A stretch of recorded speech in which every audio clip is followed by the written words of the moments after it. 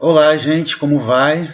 Estamos começando a temporada 2021 com um novo cenário ao fundo. Bem, espero que estejam bem. Na aula de hoje vamos falar sobre um livro chamado Os Estabelecidos e os Outsiders, de autoria do Norbert Elias e do John Scottson. Norbert Elias é o mais conhecido dos dois sociólogos.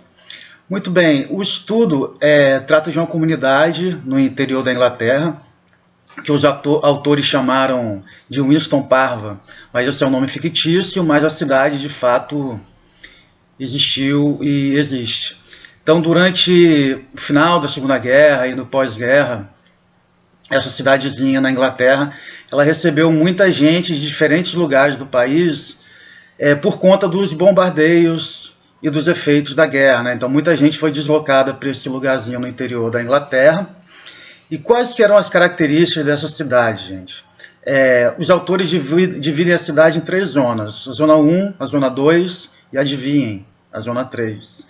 Muito bem, a zona 1 ela era composta por pessoas de classe média, profissionais liberais.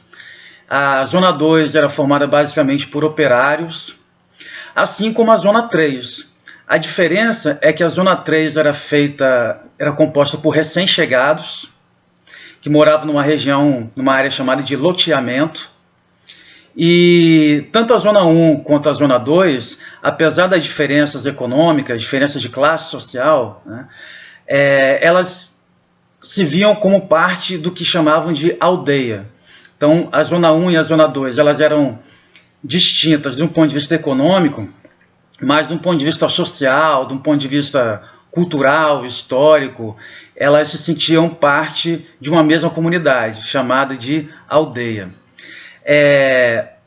Então, basicamente, o livro, que tem uma linguagem muito acessível, eu vou disponibilizar pelo menos um trecho do livro para vocês lerem, ele trata justamente das relações sociológicas entre essas áreas, né? E a questão é basicamente essa, né? De um ponto de vista propriamente ou exclusivamente econômico, a gente imaginaria que as relações sociais seriam mais próximas entre a Zona 2 e a Zona 3, porque eles são economicamente, socioeconomicamente mais parecidos, em oposição à Zona 1. O que acontece, no entanto, é que o tempo de moradia no local, o fato dos moradores da Zona 1 e da Zona 2 se conhecerem há tanto tempo, deles terem relações de parentesco ou de casamento entre si, frequentarem as mesmas instituições, como igrejas, bares, clubes, fazia com que eles tivessem uma coesão social maior do que o pessoal da Zona 3. Que o pessoal da Zona 3, além de ser desconhecido do pessoal da aldeia, né, do pessoal da Zona 1 e da Zona 2, eles também não se conheciam entre si. Então eles não tinham coesão social suficiente para criar uma identidade social positiva em relação à Zona 3. Como consequência disso, o pessoal da aldeia controlava as principais instituições. Então, seja na igreja, no bar, no clube, eles ocupavam as principais posições de comando e de controle. Dessa maneira, eles conseguiam excluir, os autores usam a expressão cerrar fileiras contra os recém-chegados. Esse processo a gente chama de controle das instituições. Através do controle das instituições relevantes, como igrejas, clubes, a frequência em bares e restaurantes, o pessoal da aldeia conseguia excluir o pessoal do loteamento, ou seja, da Zona 3.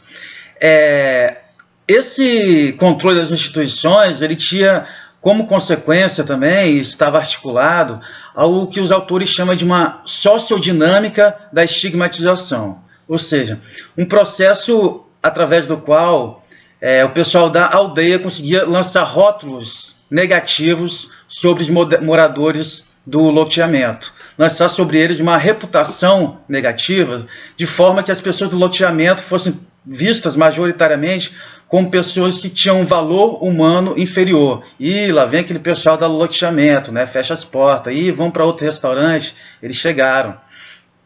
E aí tem um papel importante nessa sociodinâmica da estigmatização, a circulação das fofocas. Fofoca parece um termo totalmente trivial, né, mas ele pode ser estudado também do ponto de vista sociológico. Então, as fofocas, primeiro, elas podem ser classificadas de duas maneiras: fofocas elogiosas, né, quando você justamente faz circular informações positivas e elogiosas sobre um determinado grupo social, e fofocas depreciativas, em que, pelo contrário, você faz circular histórias, ideias e rótulos negativos a respeito de um grupo social.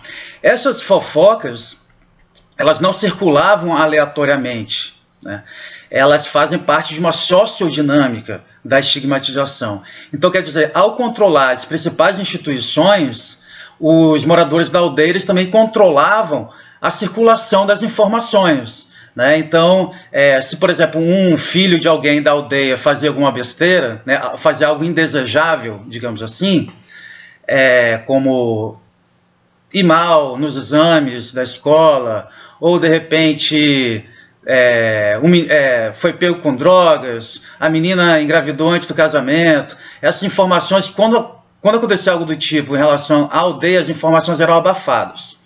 Pelo contrário, se acontecesse qualquer coisa negativa em relação aos moradores do loteamento, aí o rótulo era jogado sobre todo o loteamento. Ih, lá vem aquele pessoal, aquele bando de maconheiro. E essas meninas aí têm uma conduta meio suspeita, essas meninas do loteamento, né?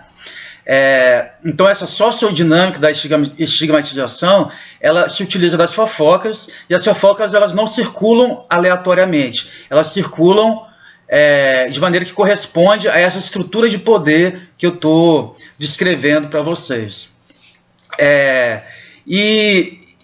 Então, quer dizer, em última instância, o que o Norbert Elias e o Scottson estão tentando mostrar, a partir de um caso específico, de uma comunidade particular na Inglaterra, é o tema das relações de poder, né? Então, quando a gente usa os termos estabelecidos de outsiders nessa comunidade específica, certamente o critério relevante aí é o tempo de moradia no local, né? Então percebam, gente, que lembrando aquela discussão que a gente já teve sobre classe social e status, de fato, nesse caso a gente pode ver que a simples coincidência de situação de classe, por exemplo, o pessoal da Zona 2 e o pessoal da Zona 3 ser da mesma classe social, não faz deles uma comunidade, não produz neles o sentimento de identidade que os autores chamam de carisma grupal, de identidade coletiva. Então, quer dizer, o pessoal da Zona 1 e da Zona 2, apesar de serem diferentes do ponto de vista de classe social, eles compartilhavam de um mesmo status, ou seja, de um sentimento de carisma grupal, de superioridade da sua identidade coletiva, porque moravam ali há muito tempo, se conheciam há muito tempo, frequentavam e controlavam as mesmas instituições. Então, e aí esse tipo de relação, que nesse caso tem a ver com o tempo de moradia no local, é isso que confere status a uma determinada família nessa cidade, a gente pode enxergar funcionando em outros contextos, baseado em outros princípios de estratificação social. Então, por exemplo, quando a gente pensa nas relações só para dar um exemplo, né, entre os europeus e os indígenas na América pós-colonial, é claro que apesar dos índios serem estabelecidos, né, eles estavam aqui há mais tempo, do ponto de vista das relações de poder, historicamente os índios do continente americano foram tomando o lugar de outsiders, e os europeus é que se tornaram os estabelecidos, são os europeus que controlam as instituições de poder. Quando você olha para as elites políticas da América, elas são majoritariamente brancas, né, não são indígenas. Então, quando a gente fala outsider ou estabelecido, é claro que nessa comunidade tem a ver com o tempo de pertencimento ao local, mas do ponto de vista mais amplo, a gente pode entender como uma desigualdade de poder, né? Então, por exemplo, a relação entre homens e mulheres na sociedade ocidental é historicamente uma relação entre estabelecidos e outsiders, né? As mulheres estão sempre como outsiders das posições de poder político, das posições de poder econômico, restritas ao espaço doméstico, né? E assim por diante. Então, sugiro que vocês leiam atentamente esse texto, tá?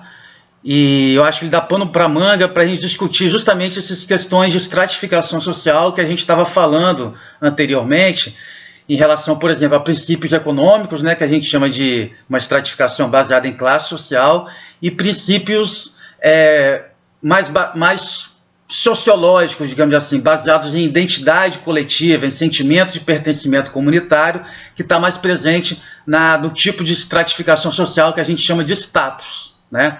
E aí, dentro dessa categoria status, a gente tem vários tipos de grupos de status, né? Como a gente já viu, tem as castas, por exemplo, indianas, tem os estamentos medievais, mas no mundo moderno também, como uma cidadezinha no interior da Inglaterra, a gente pode ver também grupos de status formados, as famílias tradicionais, as famílias mais estabelecidas, e talvez vocês possam fazer um exercício aí de imaginação sociológica e pensar se nas cidadezinhas de vocês também não existe uma divisão entre os estabelecidos e outsiders, se não tem determinadas famílias que têm mais nome que outras, né? E assim por diante. Porque sociologia, gente, tem que servir para a gente pensar o mundo que está ao nosso redor. Uma sociologia que é muito abstrata, que fala de coisas que a gente não consegue visualizar, eu acho que não tem muita utilidade para a gente, né? Então, beleza. Um abraço.